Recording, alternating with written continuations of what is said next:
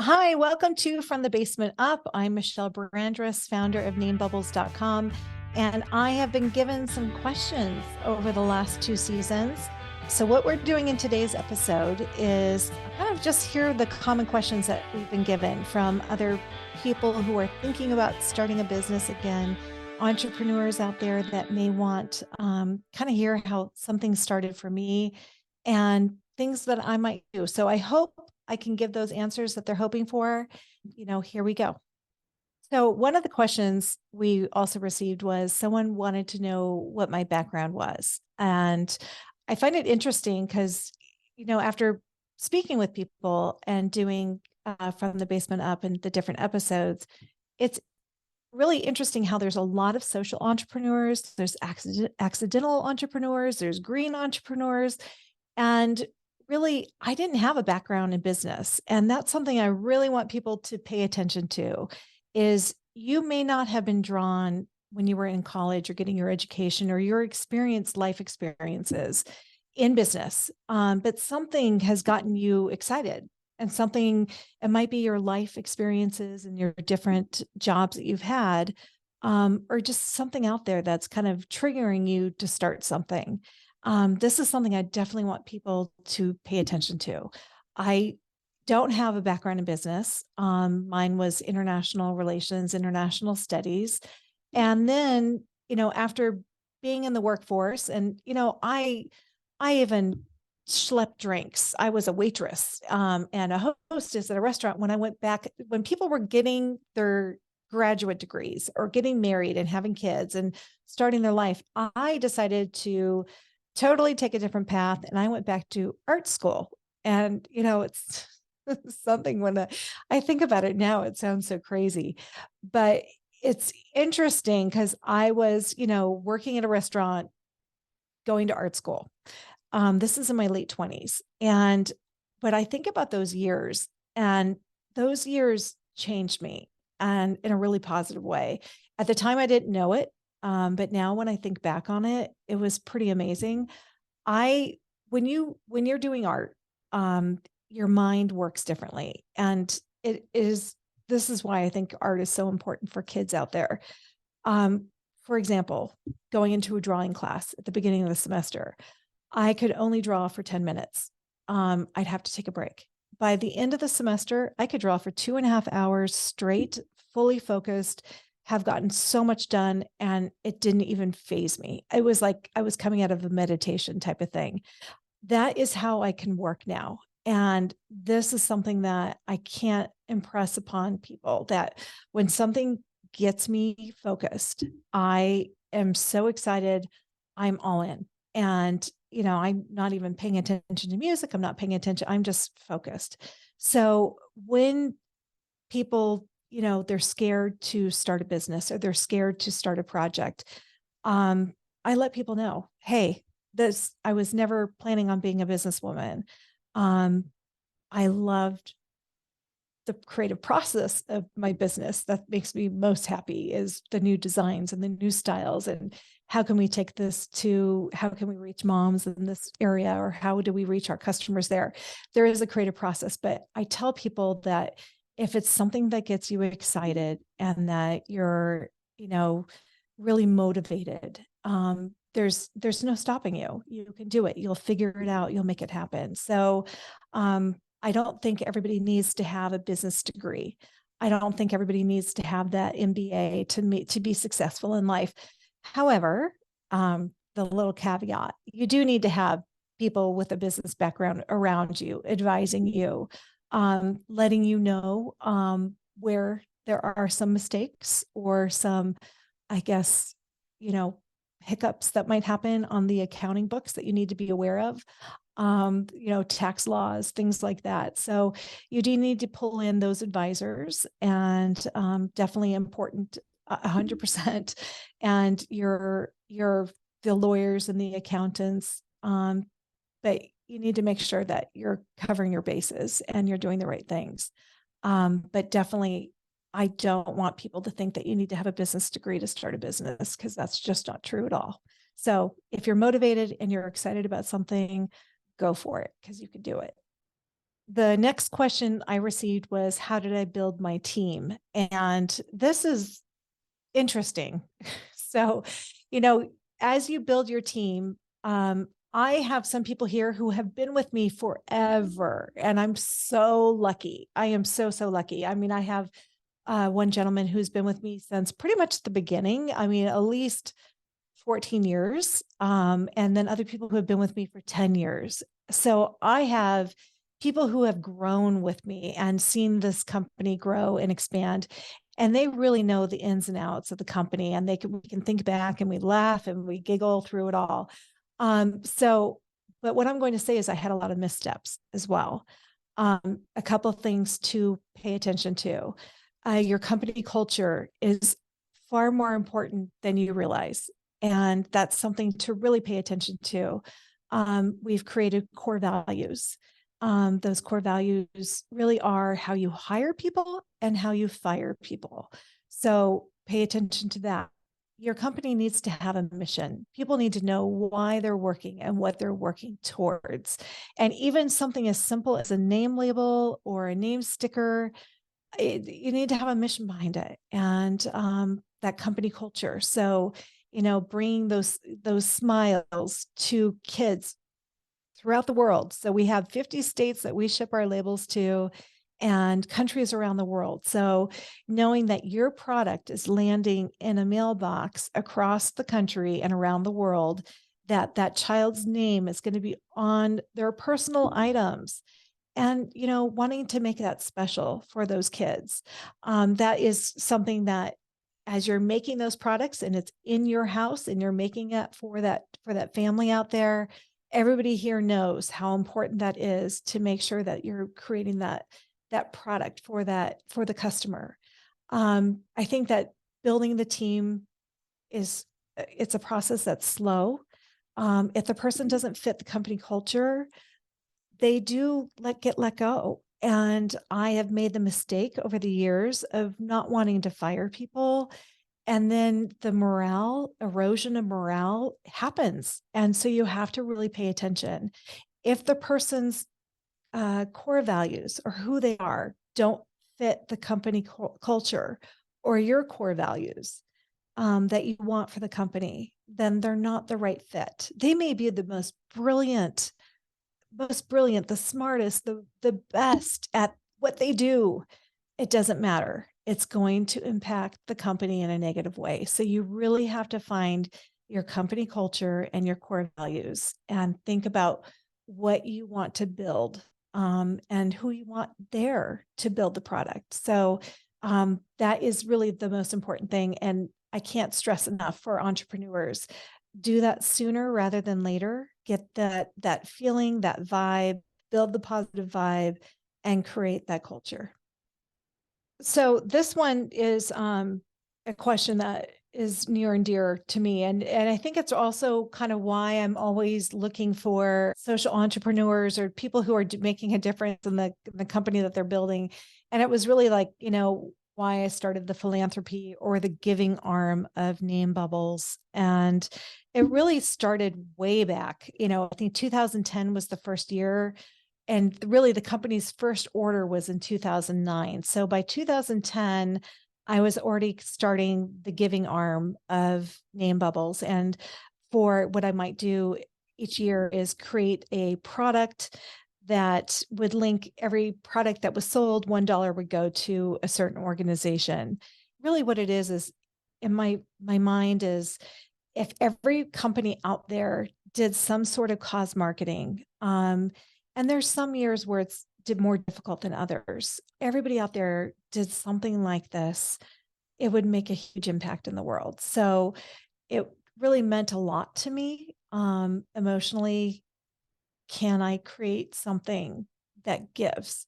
Can I create an engine that is able to give through the years? It's worked out. So I'm really happy and excited, and I'm thrilled that it still continues. So this year for Blessings in a Backpack, that's one that's really kind of makes me happy, being able to feed kids on the weekend. So we're able to give $20,000 this year to Blessings in a Backpack, and making sure that kids have food that they're able to take home from school over the weekend. And, one thing I want to add, it's like everything, it's the baby steps, but collectively over the years, we've been able to give, we're getting up this year, we're going to pass over $250,000 in giving to various nonprofits through the years since 2010. So it's really just a special thing. It's great to have been able to build a product that was able to help kids. We focus on kids' education, their health, and their happiness, and that's always been what the nonprofit that we give to have to. That's kind of the line that we look at. What are they doing for children out there? So the next question is, what am I looking forward to in the evolution of Name Bubbles? And, I think I touched on this in some ways where I'm getting older. So, and my son's, getting about to head off to college. So, I'm looking at, really empowering a leadership team who can step up and run Name Bubbles, and looking at how do I see myself fit into that scenario. And I really do think that, again, it's that company culture. So I would feel comfortable stepping back, and as these leaders grow stronger, and they're doing a fantastic job already. I've already kind of put this process in place about a year ago. So I'm looking to possibly live overseas and maybe look at what would it take to have Name Bubbles overseas. So that's one thing that I'm looking at. But I see Name Bubbles expanding into other divisions as well. And, one is Sticker & Co., where, we're able to make custom stickers for people. So if it's their brand or their company, but also photo stickers and photo decals. So I think Sticker & Co. is so fun, where you're able to, the taglines, "Let's stick together," which really makes me happy.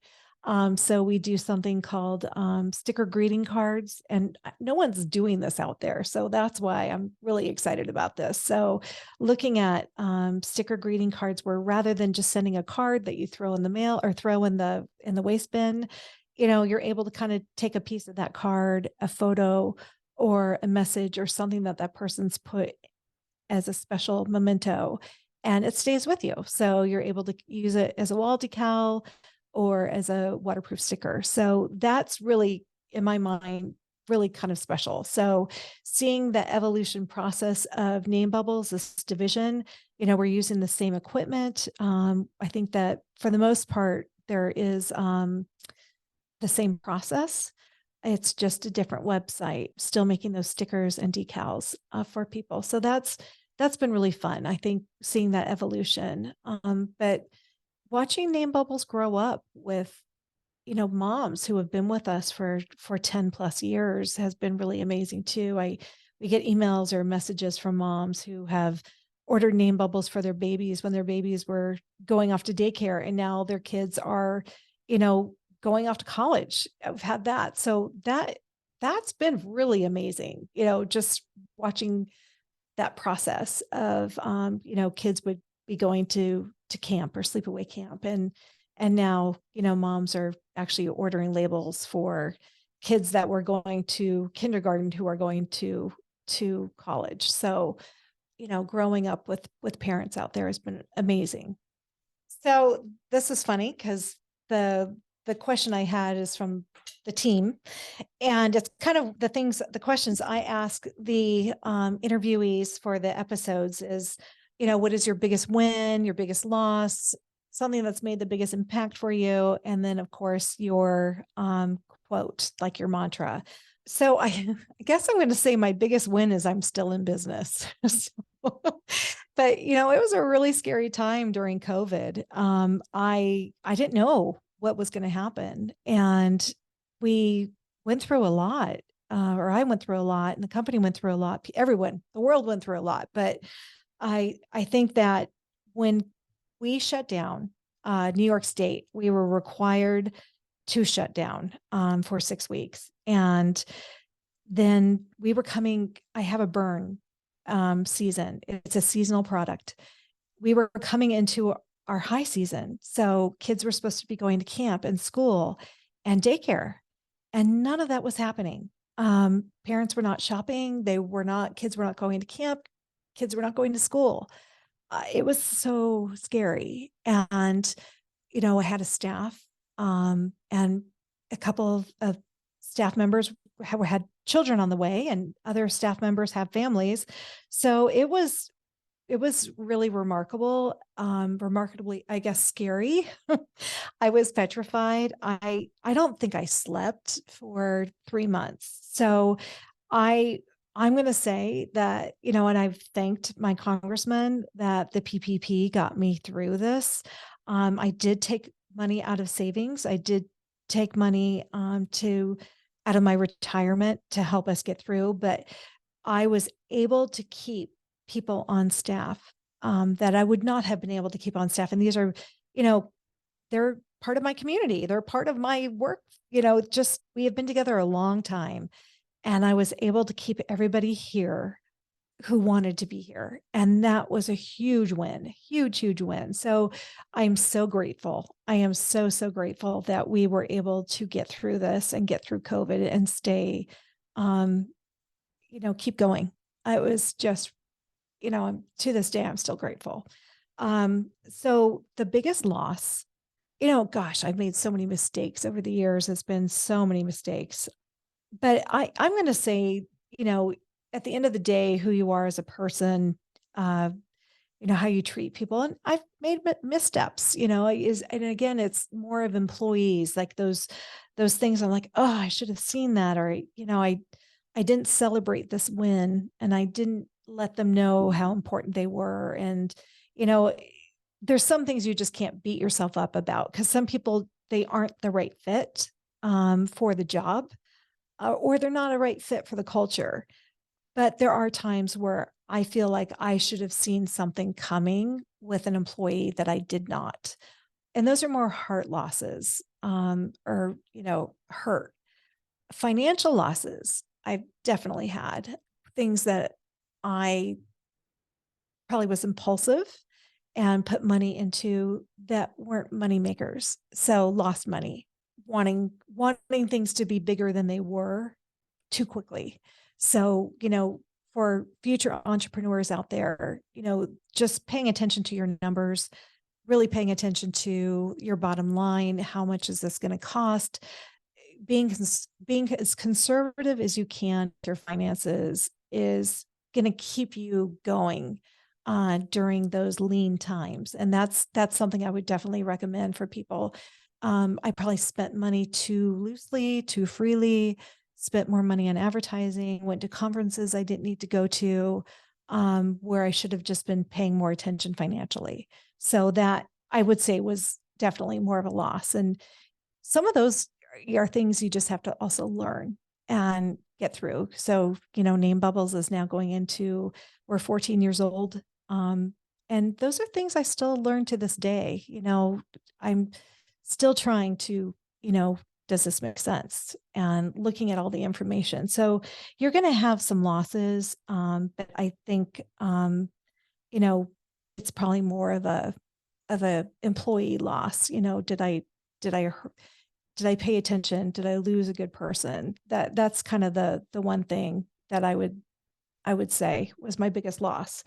As far as like, how has the business made an impact beyond my work? That's interesting, because you're in it every day, and you're just kind of like working your tasks and looking at what your task is that you need to get done for this quarter and next quarter. And so it's hard to kind of look at it, but I want to say it's freedom. I'm really able to not have to work for someone. And I love that. I love being my own boss.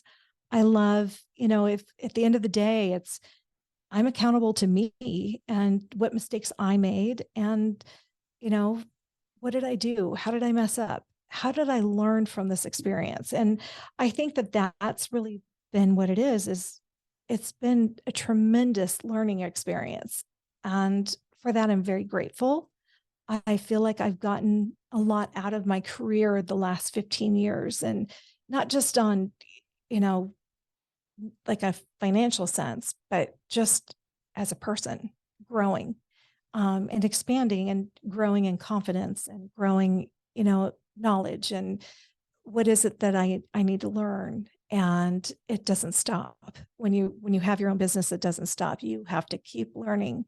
If you can't learn it, you have to find someone who is a specialist in that area, and then they advise you. So you are still learning in a sense. So that has been the biggest impact for me in my life.